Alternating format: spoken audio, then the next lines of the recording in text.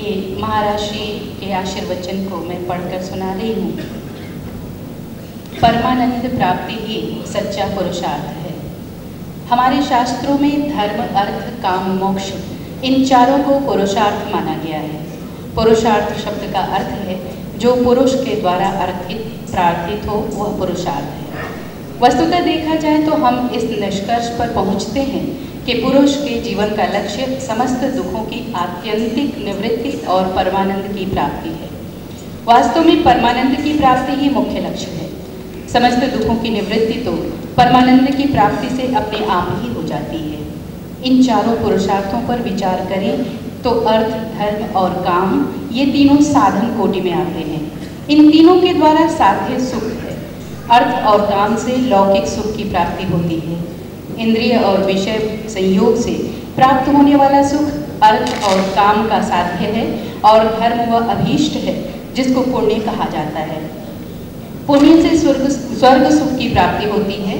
वह स्वर्ग सुख भी इंद्रियों और विषयों के संयोग से ही प्राप्त होता है। इंद्रिय विषय जन्य सुख अनित्य होता है और उसके साथ दुख भी जुड़ा रहता है। मनुष्य का लक्ष्य वह सुख है जो निरतिशय अर्थात परिपूर्ण है। वस्तुतः वह सुख ही जीव का परम पुरुषार्थ है। वेदांत शास्त्र के अनुसार सुख अखंड है और वह आत्मा का स्वरूप है। यह देखा जाता है कि जिस पदार्थ और प्राणी में हमारा प्रेम होता है उसके मिलने पर ही हमें सुख की अनुभूति होती है। अब हमारे सामने यह समस्या आती है कि प्रिय कौन है। किसी भी वस्तु में प्रियता आत्मा के संबंध से आती है। किसी माता के सामने किसी दूसरे के पुत्र की यदि कोई प्रशंसा करे तो वह पूछती है, क्या मेरे बेटे के बराबर सुंदर है? इसका अर्थ है बेटे की सुंदरता अपने संबंध से है। धर्म में भी यदि किसी का प्रेम है तो अपने संबंध से है। श्रुति कहती है, न वा अरे सर्वस्य कामाय सर्वं प्रियं भवति, आत्मनस्तु कामाय सर्वं प्रियं भवति। इसका अर्थ है सबके लिए सब प्रिय न होकर अपने लिए ही सब प्रिय होते हैं। आत्मा के संबंध से ही सब में प्रियता आती है। जैसे मोतीचूर का लड्डू सूखे चने के चूर्ण से बनता है और उस सूखे चने के चूर्ण में शक्कर के कारण मधुरता आती है। इसी प्रकार नीरस संसार में आत्मा के संबंध से सरसता आती है। इसलिए माना जाता है अन्य प्राणियों और पदार्थों में प्रेम सोपाधिक है पर आत्मा में प्रेम निरुपाधिक है। यह नियम है कि जहाँ सर्वाधिक प्रेम होता है वहीं आनंद का अनुभव होता है। आत्मा समस्त प्राणियों का परम प्रेमास्पद है। इसी कारण वह परमानंद रूप है। वस्तुतः परमानंद या सुख आत्मा के ही समान परम प्रेमास्पद है, क्योंकि सुख के लिए सब हैं पर सुख किसी और के लिए नहीं। जो लक्षण आत्मा का है वही सुख का है। जो सुख इंद्रिय और विषय के संयोग से प्राप्त होता है वह न तो विषयों का है और न ही इंद्रियों का है। वस्तुतः वस्तु स्थिति यह है कि जब हमारे मन में किसी वस्तु को पाने की प्रबल इच्छा होती है वह प्रबल इच्छा अन्य इच्छाओं को दबा देती है और वह जब तक पूर्ण न हो जाए तब तक कांटे जैसी चुभने लगती है। जब पूर्वकृत पुण्यों के फलस्वरूप हमें अभीष्ट वस्तु की प्राप्ति होती है तो चित्त में प्रसन्नता आती है और इच्छा की समाप्ति हो जाती है। तब निश्चल और निर्मल चित्त में परमानंद स्वरूप आत्मा का प्रतिबिंब पड़ता है। उसी को आत्म सुख न समझकर हम विषय सुख मान लेते हैं और उनके संग्रह में लग जाते हैं। सर्वदा सभी इच्छाएं पूरी नहीं होती। अनुकूल विषय की प्राप्ति के साथ साथ प्रतिकूल विषय भी प्राप्त होते हैं। इससे दुख का भी अनुभव होता है। इसलिए इंद्रियजन्य सुख दुख मिश्रित माना जाता है। इसमें एक दृष्टांत है। कोई किसान खेत में काम करते करते थक कर समीप के निर्मल सरोवर में स्नान करने गया। सरोवर के जल में झांक कर देखने पर उसे एक मणि दिखाई दी। उस मणि के लोभ से वह बार बार गोता लगाता रहा पर कंकड़ पत्थर ही हाथ लगते थे। थक कर वह कांप रहा था। तभी किसी महात्मा ने पूछा, क्या खोज रहे हो? उसने बताया कि मैं जल में मणि खोज रहा हूँ। वह दिखाई तो पड़ती है किंतु हाथ नहीं लगती। महात्मा ने कहा, जल से बाहर निकलो और इस पेड़ की शाखा पर चढ़ो जो सरोवर की ओर गई है। वह उनकी आज्ञानुसार उस पेड़ की शाखा के ऊपर गया।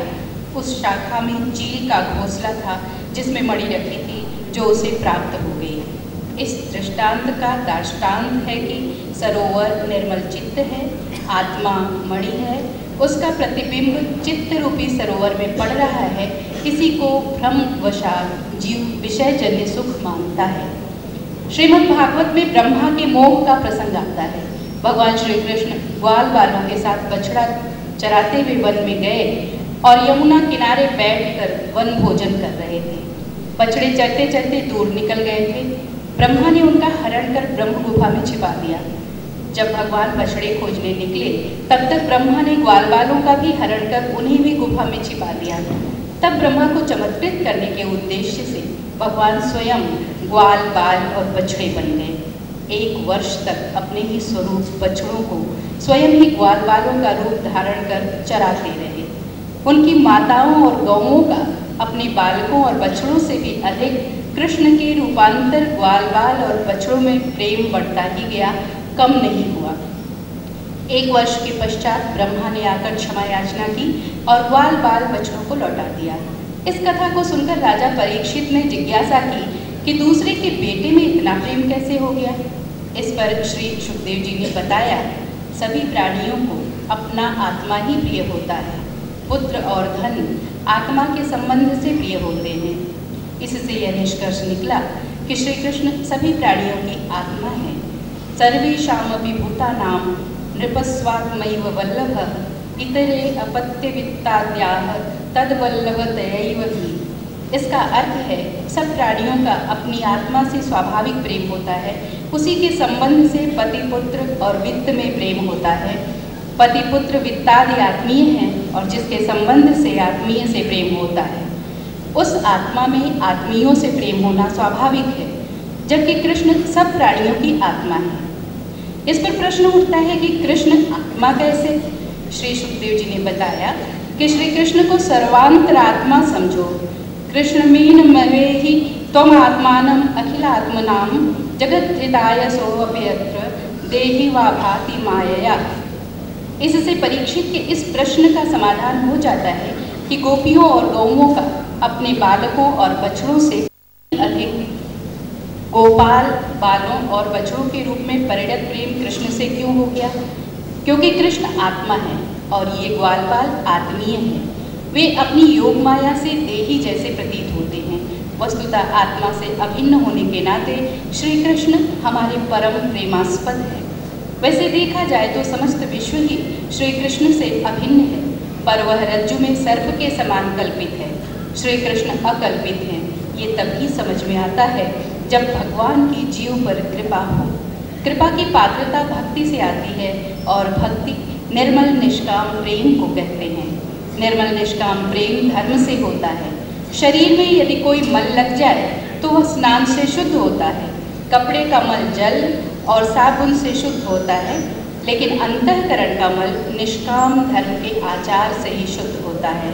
निष्काम धर्म वह है जिसका फल भगवान के चरणों में अर्पित कर दिया जाए।